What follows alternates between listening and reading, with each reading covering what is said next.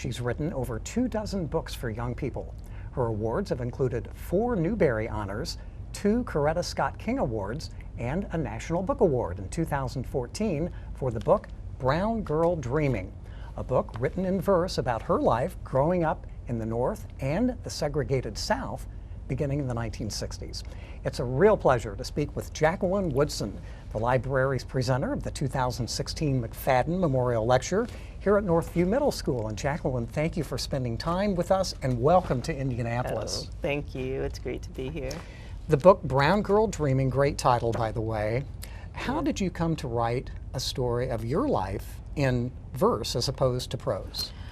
Well, I think for me, I think maybe for a lot of people, that's how memory comes. It comes in these small moments with all of this white space around it. It's not connected.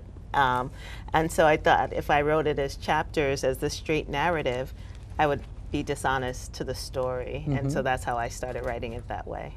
Well, let me read just a small passage from the book. Early in the book, there's a section entitled How to Listen, Number 1.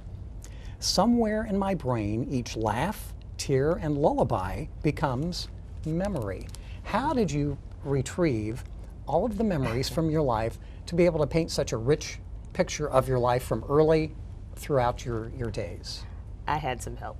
Okay. So I started with just trying to write down all the memories I had of my childhood. And I do have a lot. And my mom would always ask me, how could you possibly remember that? And I just did.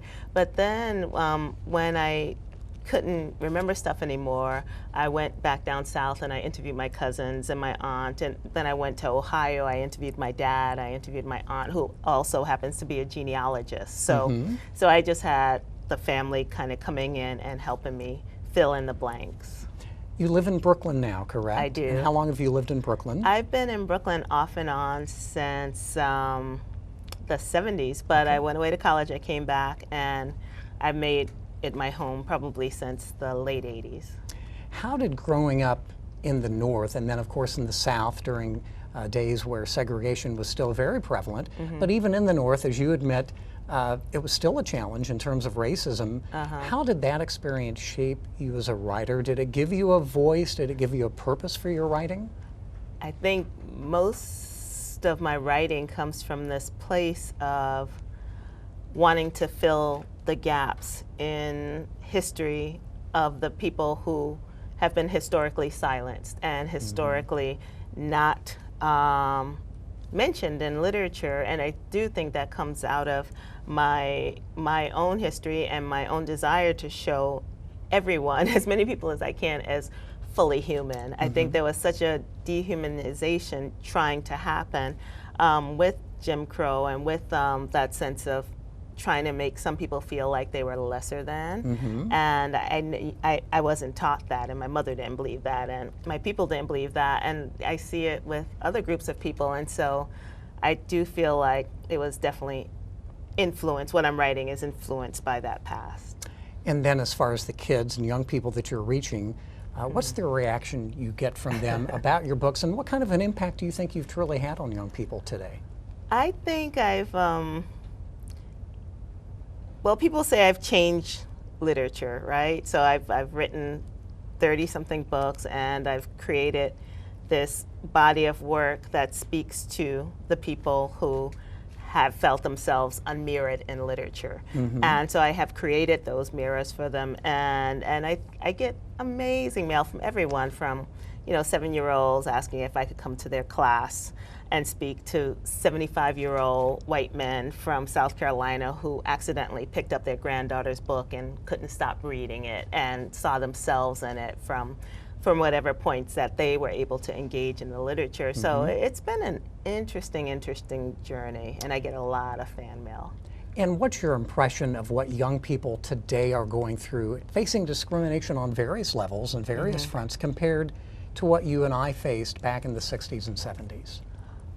Well, some of it for young people seems to be more insidious, so they don't always know how to articulate what they're feeling, and I think literature does give them the tools for that. I also think it's different now because they have social media. There are other ways in which they can see themselves not in a place. And I think that still weighs on them. And I think the essence of childhood doesn't change. We want to belong. We want to feel loved. We want to feel like we exist beyond our family and our communities out there. We want to be part of a greater good. And I think that that's where the young people meet young Jacqueline, because I was in that same place. Well, I mentioned the awards, and there are many, but one designation that you've received for the last and current 2-year period is that of National Young People's Poet Laureate, as deemed by the Poetry Foundation. What does that position involve? It involves spreading a love of poetry, and I get to create my own platform, which is really nice. So I want people to realize that poetry is a part of our everyday life. It's a part of the way we move, the way we talk. It's in the lilt of our mother's voices. It's in, the lilt. It's in the few words that a young baby can say. And I want poetry. I want people who have historically not had access to authors and poetry to have that. So my platform is going to be going into underserved communities where kids have never met an author, and have them meet me and talk about poetry. Very good. What's next for you in terms of book publishing? Something coming up later this year, I understand. Yes, my first adult book in 20 years, another Brooklyn. Okay, well, thank you for the time, and best of luck in your writing endeavors in the future. Jacqueline Woodson, the library's lecturer for the 2016 McFadden Lecture here at Northview Middle School. And of course, you can check Jacqueline's books out from the library. Just go to the collection at ndpl.org.